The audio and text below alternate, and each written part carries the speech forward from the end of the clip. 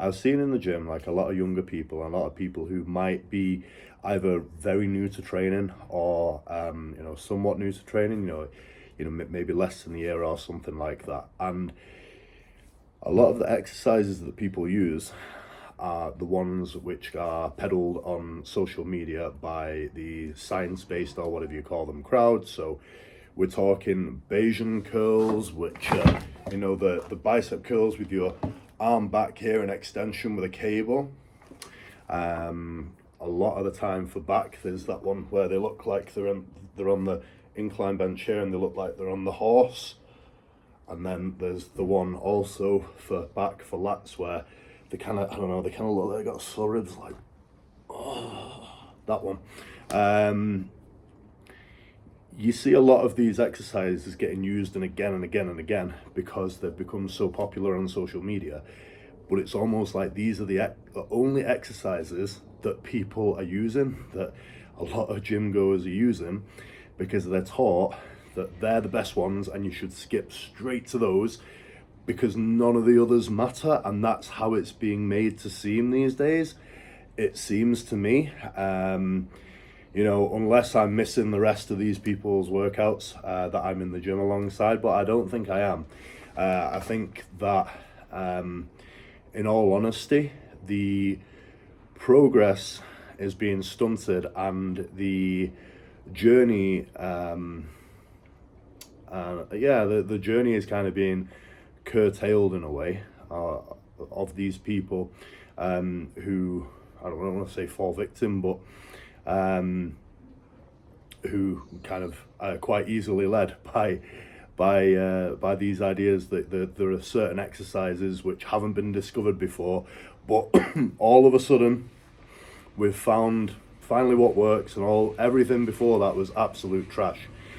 I suppose I'm here today to say that, again, the answer's in the middle, right? Those three exercises, for example, the Bayesian curl, the horse one, and the one where the sore ribs, they're all exercises, they're tools, okay? There's nothing wrong with those exercises, but there's nothing that makes them inherently better than all the other exercises for the body part or the purpose they are designed to fulfill, I think one argument as to why that is true is because if you're trying to make a muscle grow, one of the best ways to kind of figure out what might be a good way to go about that is to look at the people who have attained a higher level of muscle growth. So pro bodybuilders, I mean, a lot of the time, I still watch pro bodybuilders videos. I watched pro bodybuilders videos back in the day of them training. A lot of the time, these guys don't always do those exercises. And secondly, they do more exercises than that. A lot of them do almost every exercise for every body part. And to flip that on its head, look at the people who are doing these fancy exercises in the gym. I look at them and I think, these exercises really are the best exercises, and why am I not seeing huge backs? Why am I not seeing huge arms everywhere? If these really are the holy grail, again, they're a tool, and what makes that tool more effective is learning a proper mind-muscle connection. These exercises are very advanced and they are designed to be used with perfect technique, in the sense that you are able to contract that muscle very, very hard and very, very efficiently. And that starts in your mind, okay? That starts in your mind and knowing how to put your body in the certain positions and feel that muscle really, and almost isolate it with the way that you are moving and the way that you're thinking. That is a mind-muscle connection. I don't know how well I've explained it there, but it's almost something that I can't explain to you because you have to go and learn it for yourself, okay? So you need to go into the gym and forget that there's apparently an optimal way to do a body part, and you need to go and you need to try the other exercises. So let's say we're talking about the lats. You need to go and you need to try a one-arm dumbbell row. You need to try different variations of lat pull downs. You need to go and try chins, whether you can do them on your own or whether they need to be assisted. You need to go and try a bent over row. God forbid you try a bent over row, because you're told not to do those. Try the machines, try different machines. I see a lot of people using cables these days, but there are some fantastic machines out there, and some very deceiving machines, machines which can be deceptive in that they don't even look that good, they're not very new, but you get on them and like, oh my god, I can feel my lats like crazy, I can feel whatever body part like crazy. Learn, either get an anatomy book, get an anatomy textbook, learn the origins and insertions of different muscle groups. If you're really that interested in it, learn the action of different muscle groups. So by learning the action of a muscle group, you will therefore be able to figure out what you need to do, what you need to replicate on an exercise in order to make that muscle work. When you know what a muscle actually does, what the action of a muscle is, you will then be able to better create a mind-muscle connection, because you then go and try that in the gym and you're like, oh my god, I felt my bicep contract really, really hard for the first time ever. I felt my bicep stretch really hard for the first time ever. When I do this little tweak on leg extensions, my leg, my quads contracts like crazy.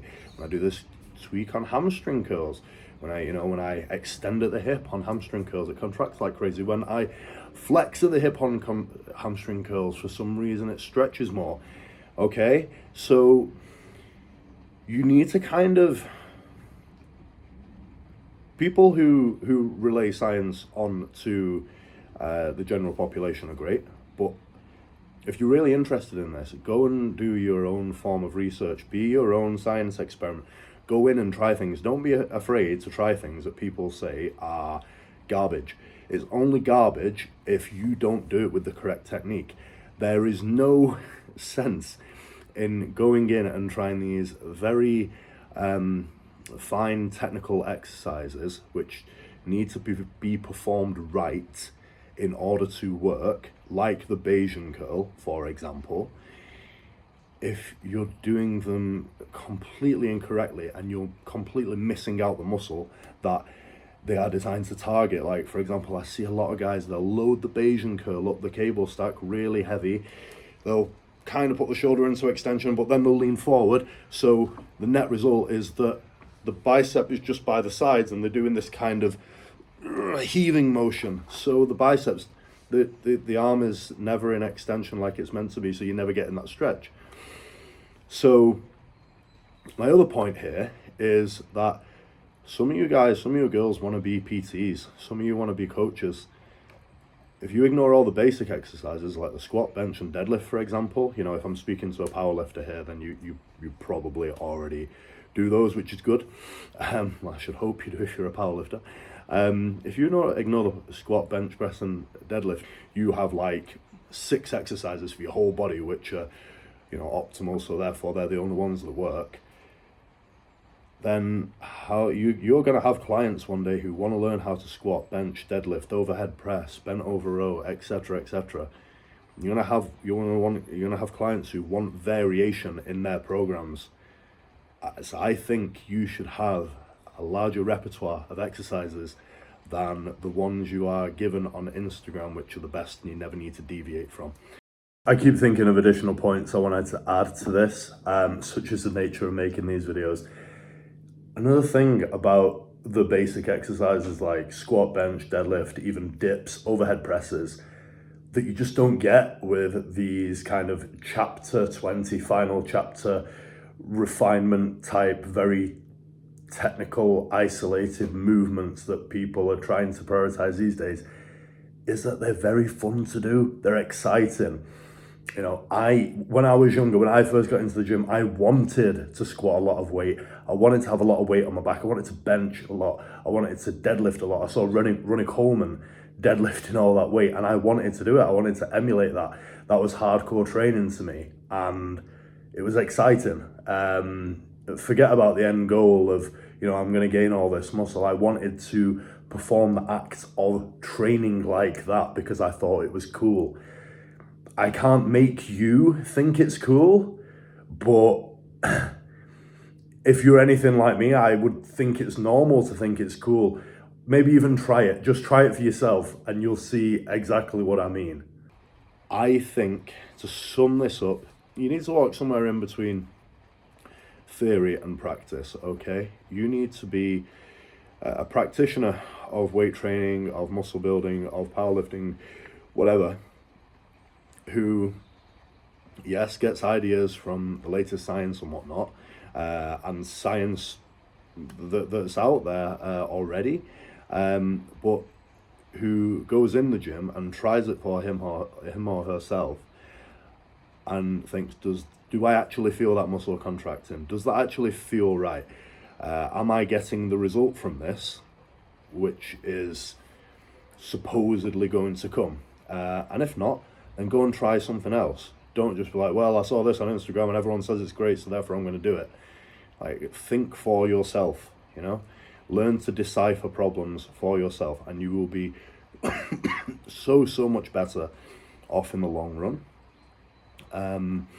And you will actually start to see the results. At the end of the day, look at what the best do. Don't discount science, but also don't discount people who have experience.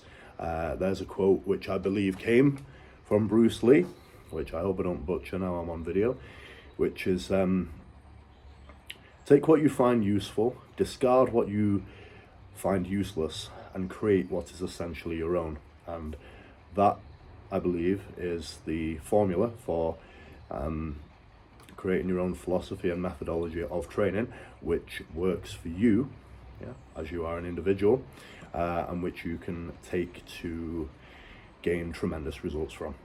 I hope that has helped. I'll see you later.